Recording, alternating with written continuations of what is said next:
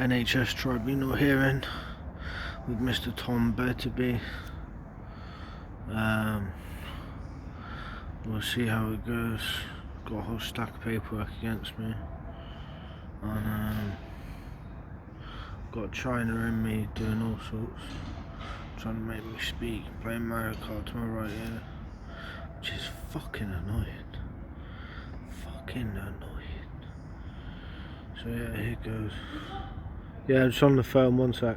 Okay, I'm just waiting for you. Right, sound. And yeah, I can't go in when I'm smoking, it's not illegal. So yeah, they're waiting for me now. It's hilarious, seriously fucking hilarious.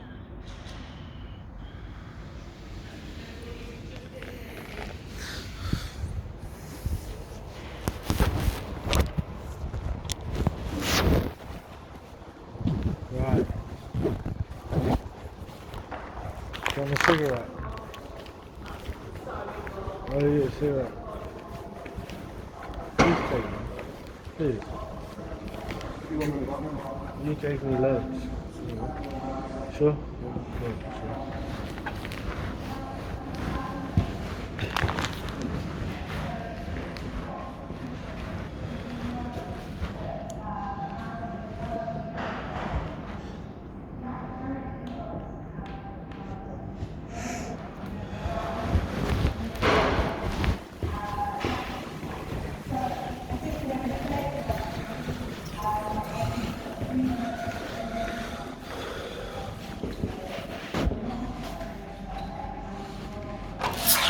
Well.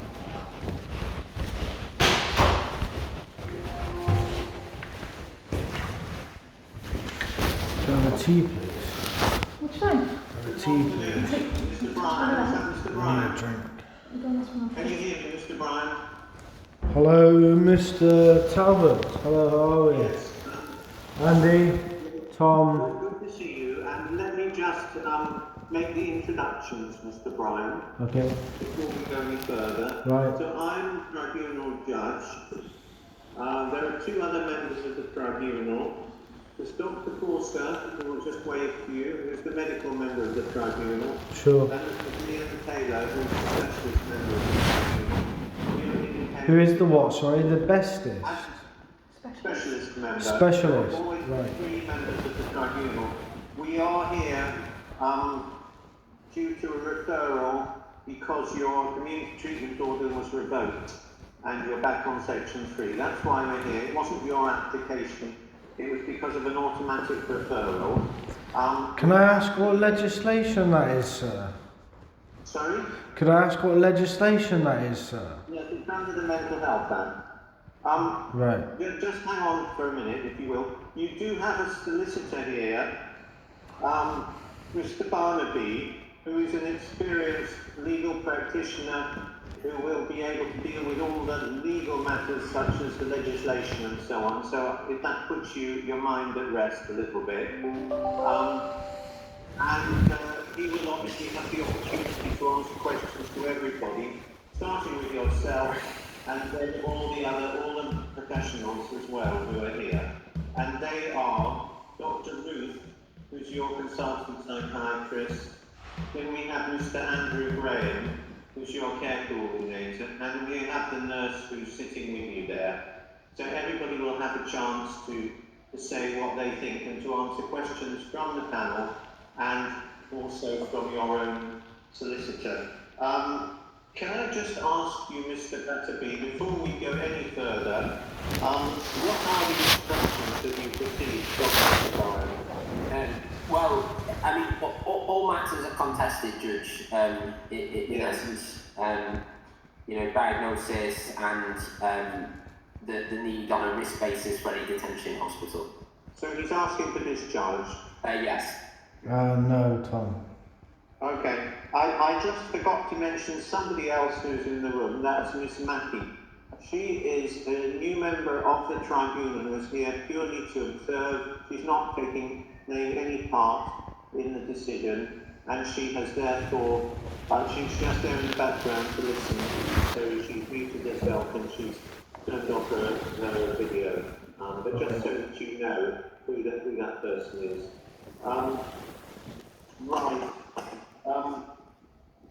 And just while we're on the subject on the technical side, can I just ask, if you're not speaking or being spoken to, if you could mute your device just to avoid any interference. I have to say that at the moment, I think I can hear everybody. I hope everybody can hear and see me. If you do have a message whilst the hearing is proceeding, and particularly if it's to do with any technical matters that you're having difficulties with, please put a message in the chat room there. Right, well, I think we are ready to start now, and we would like to start with hearing from Mr. Bryan himself. So unless there's any other matters anybody wants to raise, can I suggest, Mr. Batterby, that you ask your client a few questions, and then after that, the panel will have the opportunity to ask any more questions that we'd like to ask Mr. Bryan. Thank you. Thank you. Mr. Bryan, hello. Hi Tom, Mr. Batterby, how are we? I'm alright. Good to ask you. How are you today? Yeah, I'm great, yeah, really I'm great, yeah. Yeah, you're doing good. Okay. Alright. Why don't we start by you just saying to the panel, you know, you've seen Mr. Bryan, you've got this diagnosis that's now said to be, you know, long established paranoid schizophrenia. You just tell from the top, what do you make of that, Mr. Bryan? Yeah, I mean, if we could resort to my written statement, that'd be helpful. Okay. So, hang on a minute. Have you done your written statement for us? Yeah, we discussed it when you were here on Wednesday. Yeah, and have you done one? I can do one now if the tribunal wants to wait. Okay. Well, why don't we do it? Why don't we see, Mr. Bryan? If I just like ask you a couple of areas, don't feel you have to give, you know, exhaustive details or anything. But Okay. just give us a few sort of headlines or comments. Yeah, alright. Well, I'm not asking for discharge. You're not? Okay. But I am debating your grounds for sectioning me, the fact I haven't had a record of conversation at my point of detention, the fact that I didn't see a duty solicitor when I was arrested from a property, and also, what else have I got to say? Well, let me dive in, Mr. Bryan, if you don't mind. Yeah. So, when you said you're not asking for discharge, Yeah. tell us why that is, Mr. Bryan. I don't have a property to go to, and also I believe that this is the best place for me at the current time. Okay. Not because of aggression or anything like that specifically. No. So do we infer from that, Mr. Bryan? You know, sort of the first bit of the criteria is, you know, suffering from a sort of mental disorder. Are you accepting that then today, Mr. Bryan? I'm suffering from delusions about the NHS, yes. Right. Maybe, perhaps. Yeah. And are they? Would you say they're sort of bad at the moment, Mr. Bryan? Not too bad at the moment. How would you sort of assess how they are at the moment? I'm just really into fantasy novels, Okay. like Okay. Star Wars and things. Yeah. Okay. When you said, Mr. Bryan, you did say at the start you took objection with being brought into hospital in the first place. So just to flash that out, Mr. Bryan, were you thinking that you needed to be in hospital when you were brought in, or were you not agreeing with that? I wasn't agreeing with being broken into in my house, no, at twice. Yeah, well, fair enough. Yeah, okay. But I suppose... Could I ask, Mr. Bryan, could I ask you to be a little bit closer to the microphone? Sorry, yes. For us to hear you. Yeah. I don't know, Mr. Batterby, I think if you can hear... I want Amy in picture as well, Oh, though. God. You could have to repeat the answer, but I think the rest of us might be having some difficulty. Okay, well, yeah, let's see. Okay, Mr. Bryan. So, totally get it. You were saying I didn't agree to being broken into. I understand that. Just give us a sense of, do you feel your delusions were there at the time when you were brought into hospital, Mr. Bryan?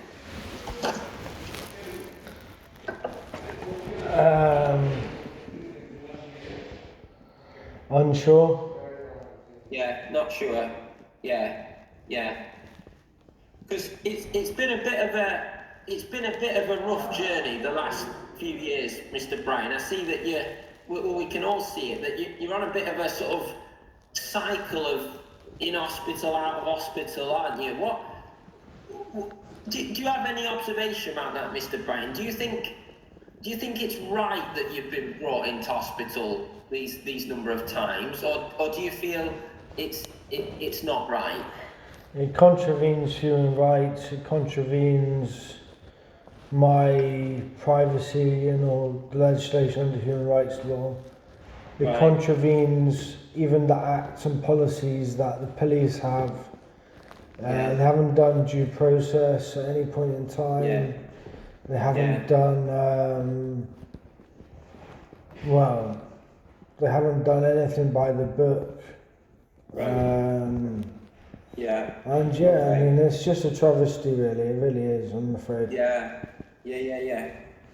What do you say, Mr. Bryan? There's a suggestion in the reports that one of the factors that sometimes has led you to being pulled back in is not complying with your meds, and then your mental health dip in. What do you say about that? Yeah, I will never comply with an injection, ever. Never. It doesn't even go into the brain, it goes into the liver. It's highly embarrassing in society. I'll never comply with an injection. Yeah, okay. And that's been quite a sticking point, has it, Mr. Bryan, for you recently? It has, yeah. I mean, it's inhumane, it hurts, it doesn't do any good for anybody. There's no medical research. I brought Mintel research, and there's no evidence to suggest that it does any good for anybody. AstraZeneca share price goes down when it happens as well, coincidentally, so not a problem. Do you said you never will willingly comply with the depot, Mr. Bryan. Do you feel there's been times where tablets, sort of oral antipsychotics, have helped, or do you similarly feel that they've never really helped? Yes, Tom. I mean, we discussed this at length on Wednesday when we talked about smoking. Sorry? No, I was going to say, the panel don't know what we discussed, so anyway. Oh yeah, top secret, sorry. It's top secret, it's classified. No, it's not top secret, it's just tell them, what are your thoughts about oral meds, Mr. Bryan? As far as I'm concerned, they do the same job as cannabis, and I don't like to be under that at night. I'd rather not take any meds, to be honest. I'd rather have psychology from a trained psychiatrist to talk about mental health and deal with issues verbally and physically in a routine. You were really clear, Mr. Bryan. You said, I don't think I need to be in hospital because of any aggression or anything. What would you say, Mr. Bryan? We can see in the reports that the reason given for you being on the PICU is an incident with a member of staff on Morris Ward. It's alleged that you pushed the staff member over. What do you say about that, Mr. Bryan? Right, well, since my first admission, sirs and madams, I've been assaulted, I've had coffee thrown over me, I've had incidents where I've slipped on wet floors with no signs, no police reports have been made, no evidence has been presented, and therefore I say no comment. Okay. Right. Yeah. And just to get a little bit more of a sense, Mr. Bryan, in terms of like in the community, like do you accept, sort of just in the run up to your admission, there's reference of some concerns being raised of how you were presenting in the community. Do you accept that things have gone a little bit haywire, Mr. Bryan, or do you think they've been sort of overstated what was going on before you came in? If I was left to my own devices, it would have been a lot smoother. I think the NHS has set me back 20 years. Right. Yeah. And there's not much to say, really. I mean, there's homeless people on the street presenting far worse than me, and they do what they want and please. So I don't believe it's not only my concern how I present. I went to university. Yeah. I've been employed since I was 14. Yeah. I don't believe that anything is wrong with how I present. I need a shave, but I dress in £450 hoodies. I wear £200 pairs of trainers. So presentation wise, I always talk common sense. Yeah. Mr. Batterby, I think you've covered most of the questions. Is there anything else you need to ask? Yeah, just two more, Judge, please. Okay. So, yeah, Mr. Bryan, you said about not having accommodation.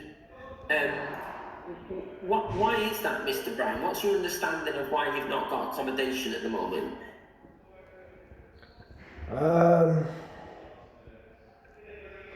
Every property I go into, I get raided by an ambulance, basically.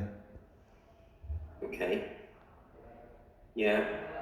Happened in Leicester Stretton Road, happened in Liverpool Oldswater, and it happened in the final property as well. Okay. Final question, Mr. Bryan. Would you agree then to stay sort of as a voluntary patient? Voluntary is ideal, yes. Voluntary is ideal. Yeah, until your accommodation was sorted out. Yes. And just to unpack that a little bit, Mr. Bryan, just one final one is, if you were a voluntary patient, what would be your plan in terms of sort of complying with the rules? Like, would you take medication? Yeah, I mean, I'd have to think about that. If I could take olanzapine of my own free will at like 1 or 2 in the afternoon, then I'd take it after a meal. Yeah, if not, then I'd probably have to say that I wouldn't enjoy taking them and I probably wouldn't consent. Okay. And just in terms of like, sort of, kind of restrictions on maybe going out, obviously as a voluntary patient, you can't be stopped if you want to go out, but I suppose the issue is, would you sort of play by the rules of the ward in terms of saying you can go out at this time or not? Correct. Yeah, you would. Yeah. Okay. Sorry, could you repeat that? I just heard going out at times of one. You just said yes, I got it. No, my question was, Mr. Bryan, as a voluntary patient, obviously the hospital wouldn't then be able to stop you legally going out of the ward, but the general how it happens is sort of, it's whether you agree to would sort of play by the rules of the ward. If you're going to go out, you'll come back at this time. Would you be agreeable to that? Yes, I would. Yeah. Yeah. I mean, a thorough property search has to be done. Everything, does it? Yes, those are my questions, Judge. Thank you. Okay. Dr. Corser, do you have any questions? Just a few.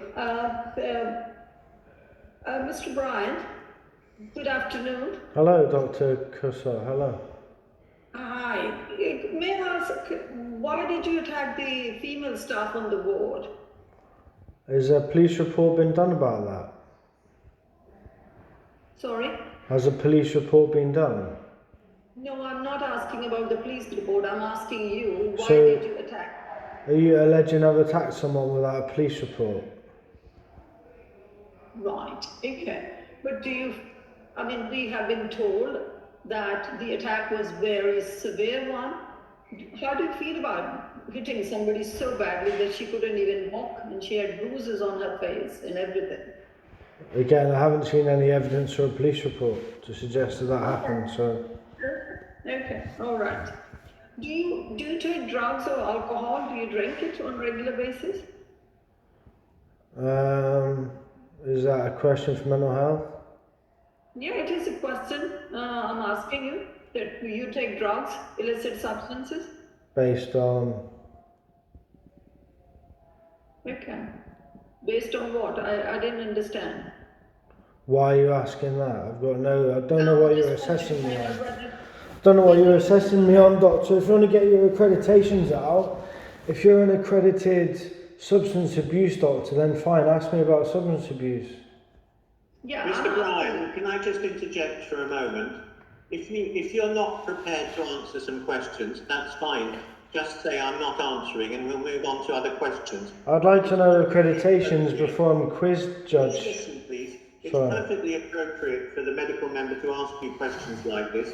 If you don't want to answer, just say I'm not answering that question, but don't let's go around the houses too much or talk about police reports, because this is not a criminal hearing. It's just about your mental health and about whether we think that the section needs to remain. So let's not get too complicated. But Okay. as I say, if you don't want to answer the question, just say I'm not answering or no comment, and then we can move on, okay? That's all right. Fine. We're nobody's forcing you to answer a question. The reason why we're asking the question is to try and get a better idea as to whether you need to be in hospital. So Well, you have notes for 6 years, Judge. You have notes for 6 years. this whole hearing is to protect your position. So we're not trying to, to attack you in any way. We're trying to get the full picture so that we can see whether it's really necessary for you to remain in hospital, which is what the doctors are saying. So, Dr. Corser, you carry on if you could. Yeah, my last question. If you don't want to answer, Mr. Bryan, just say I'm not answering, and then we'll move on. You told us that the hospital is the best place at the moment, and because you have no place to go, and you said you need to be in hospital because you suffer from delusions. So tell me about what delusions you suffer from.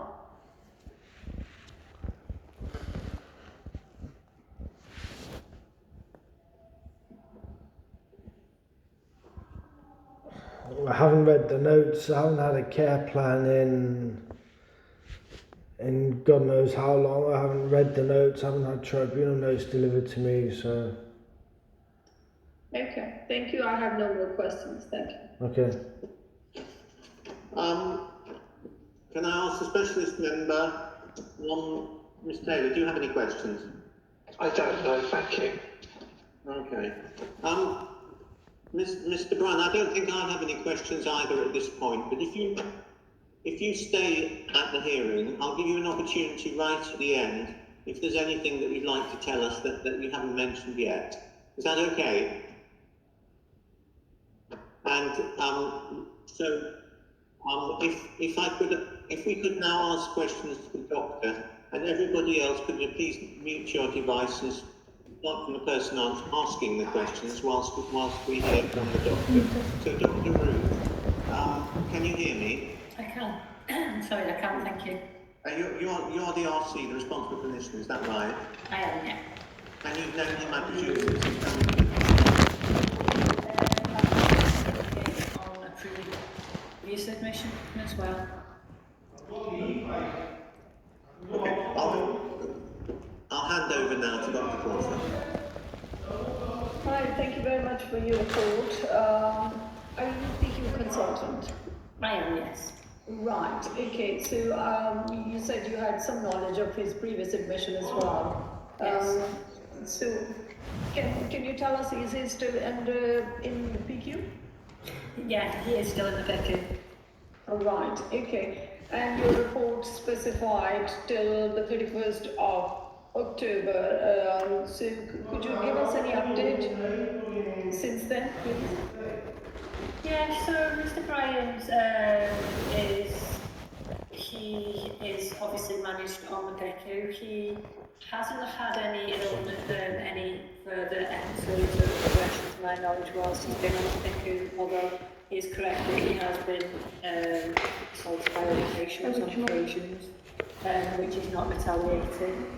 Mr. Bryant does accept his injection. He is not required restraint for the depot. Mr. Bryan still, in our opinion, does exhibit some symptoms of mental illness.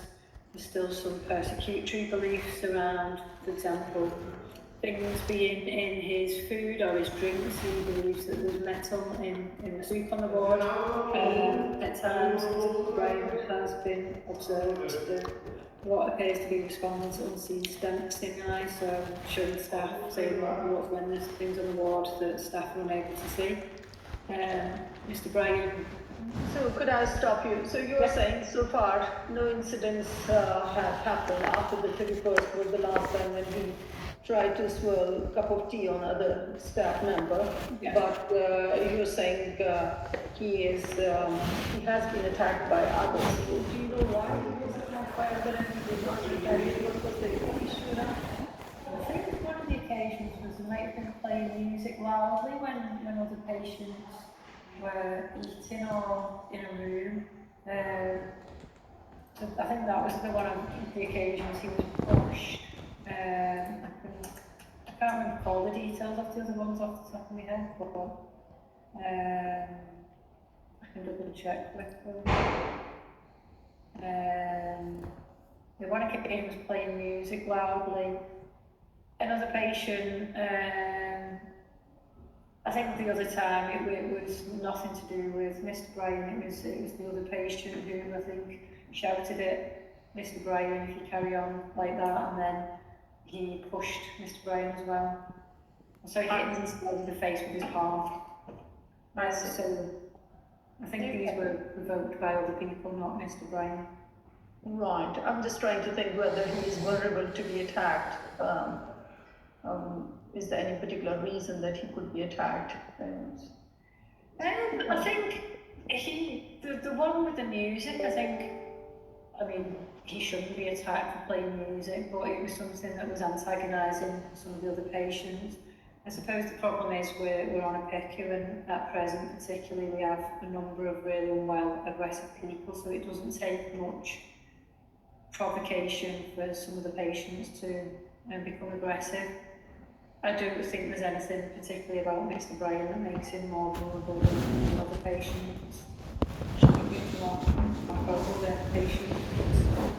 Right, thank you. I just wanted to check before I go through the criteria. Has he been tested for drugs? To my knowledge, he doesn't comply with any kind of requests for any physical investigations or drug screens. Sorry, can I point out that's a lie, Doctor? Do the staff suspect that he might be taking drugs at all? Not on the ward, no. Right, okay, and what's his observation at the moment? He's on level 1 observation, so he's on general. He's general. So yeah, once hourly checks. Okay. Dr. Kessar? I could start with this, that could you tell us, as of today, do you think Mr. Bryan suffered from a mental disorder? Yes. Disorder of a nature and degree of both. Yeah. Right, and the nature you said in your report is paranoid schizophrenia. Is this what you're relying on? Yes. Yeah, that's the diagnosis, yeah. Okay, and you have said that it is chronic relapsing remitting condition. Yeah. Do you think he has ever remitted from this condition? It's difficult to know because Mr. Bryan was treated outside of the trust for a number of years. I work on the PICU, so I only see Mr. Bryan, I suppose, at his most unwell. So I'm not sure whether he has or he hasn't. I know from, I think, his community team that there were periods in the community where Mr. Bryan was presented quite differently. He's been really pleasant, engaging. So arguably at those times he may have been symptom free, but I only know Mr. Bryan, I suppose, from experience on PICU, so I wouldn't be in a position really to know that. Okay.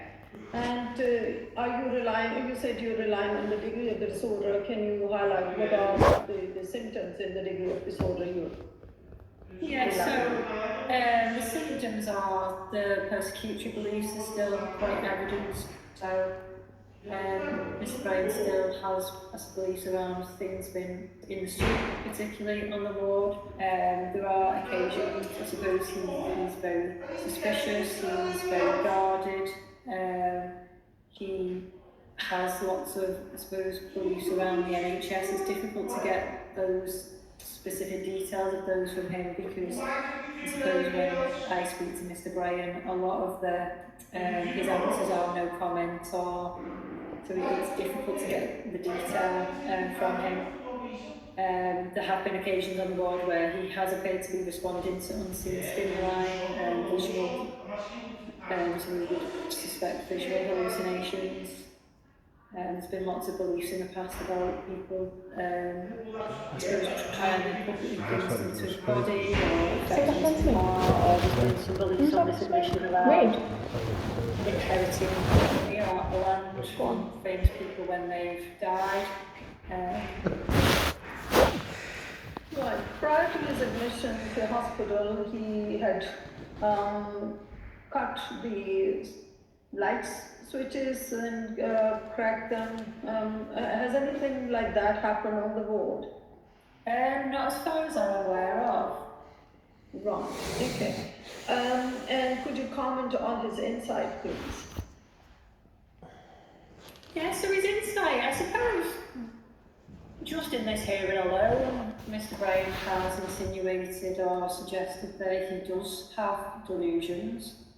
I think which is the first I've heard him kind of rattle on. So he does have, I suppose that suggests he has some insight.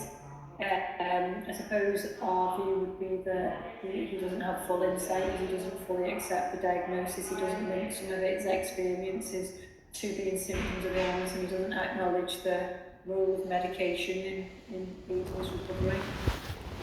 Right, but we are not aware, and he could not tell us what exactly he meant by delusions, that he's suffering from delusion, what it means to him. Yeah, and I suppose he may be able to explain it, he may just be reluctant to explain it, or he may not be able to. Or he may not have understanding at all. Yeah. Okay.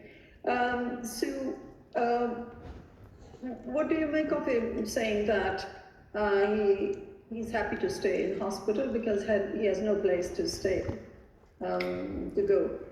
Yeah, so Mr. Bryan has been consistent with saying that he will stay in hospital for a period of, I think he'll stay in hospital, he said that previously, he'll stay in hospital maybe till January. I suppose at the minute he's right, he doesn't have any accommodation, so he doesn't have anywhere to go to, because our concern around him being in hospital on a voluntary basis would be his reluctance to take medications. There are a lot of restrictions in hospitals, so we would be reluctant to give him unescorted leave or anything at this time, so we wouldn't be able to, I suppose, our concern would be we wouldn't be able to manage him on a voluntary basis, because there are having to put restrictions in place, and also because of the medications. Certainly. So you don't think that this is right for him to stay informally, and you don't think, though he's saying he may not comply with any of the conditions which the hospital would require, including treatment and following the hospital rules? Yeah, and I think Mr. Bryan has been on a community treatment order in the past. as well for a while, and I think as a minimum, when he leaves hospital, we would want to have a community treatment in place as well. So obviously we would want him to stay on a section for that purpose as well. Okay. But if I were looking at the community treatment order, didn't seem to be keeping him well in the community. He had a number of admissions shortly after discharge. So I don't know, what's the benefit of keeping him discharging on the CTO, in your opinion? And I suppose if he was discharged on a community treatment order and, for argument's sake, on a depot, I suppose we would know if he misses a depot, and CCOs work well in a lot of cases. If when people miss a depot, we call them into hospital, so we don't wait until they're fully relapsed with the risks associated. So he could potentially be brought into hospital when he misses treatment, when he becomes unwell, before there's any incidents. So the risks are minimised, and also his hospital admissions are shorter. Okay. Now, could you, going back to the criteria, do you think it is necessary for him to remain in hospital for his health, for his safety and protection of others? Yeah, his health and his protection of others. What about his safety? I suppose the only, so I don't have any concerns currently about Mr. Bryan deliberately trying to harm himself, or any concerns about him having thoughts around ending his life. Obviously, we've touched upon previously about him kind of being targeted or being assaulted by other people. So that would be the only concern about his safety. If he antagonised others, or if he was aggressive to others as a result of his illness, then that would jeopardise his safety. But the biggest argument is around health and risk to others. I wonder whether you consider that if he's cracking the light switches, he could be electrocuted and so on. That could be a risk to his life as well. Yeah, definitely. And the self-neglect that the picture we have been told, that the way he has been living and carrying knife and can actually attack others or threaten to attack, and in retaliation could be. Sorry, why did you say? His safety is also worries. Right, and what about the risk to others? Yeah, so there is a full documentation of when Mr. Bryan is unwell. He does, or history suggests he does pose a risk to others. He has been physically aggressive on this admission. There's obviously occasions when he's threatened to harm people with a knife, when he's prior to admissions, he's carried knives, so there's definitely a risk towards others. Right. Okay, and is the appropriate treatment available for it? Yes. Right, and the treatment is, at the moment? So the treatment at the moment is he's obviously on a depot antipsychotic. He has access to occupational therapy, he's got access to psychology if he wanted to engage. He had a period of Section 17 leave today, I think it was today, to go to the bank. He can have grounds leave. Right, and he has access to psychotherapy. Has he availed it? Has he what, sorry? Has he used it, psychotherapy or occupational therapy? I'm not sure about psychology. I'm not sure whether he's actually engaging in the activities on the ward around the occupational therapy. I see. Because in his evidence, he said he would not like to take medicine because they are like cannabis, but he would be happy to have psychotherapy. So I was wondering whether there is any psychological input he is receiving at the moment or engaging with. I'm not sure, is the honest answer. It's certainly available, and if he's keen to engage in that, then that's certainly something that could be offered. We do have psychologists working in the ward. Right. Okay. So my question is, what is your plan from today? Okay. So I suppose what we want to do is stabilise Mr. Bryan on medication. We have referred Mr. Bryan to a different hospital with a secure unit he spoke to and was for an assessment to determine whether a longer period in hospital would be beneficial for him. We're waiting on the outcome of that. I suppose if that's not really going down, we need to support him with finding him some accommodation. If he wants to engage in psychology, then that's something that we could provide for him. Right, so you're saying that obviously he wants